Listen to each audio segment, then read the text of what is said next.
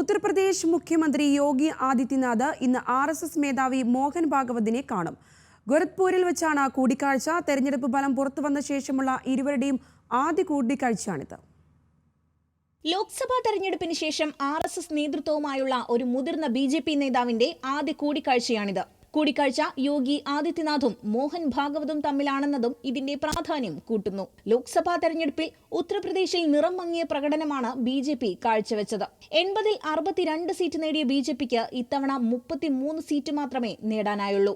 വാരണാസിയിൽ 4 റൗണ്ടിൽ പ്രധാനമന്ത്രി പിന്നിൽ പോയതും ഭൂരിപക്ഷം 1.5 ലക്ഷമായി ചുരുങ്ങിയതും അയോധ്യ സ്ഥിതി ചെയ്യുന്ന ഫൈസാബാദിലെ പരാജയവും എല്ലാം BJPക്ക് വൻ തിരിച്ചടിയായിരുന്നു. യഥാർത്ഥ സേവകൻ ഒരിക്കലും അഹങ്കാരിയാവില്ലെന്നും തെരഞ്ഞെടുപ്പിൽ BJP ചട്ടങ്ങൾ പാലിച്ചില്ലെന്നും മോഹൻ ഭാഗവത് വിമർശനം ഉന്നയിച്ചിരുന്നു.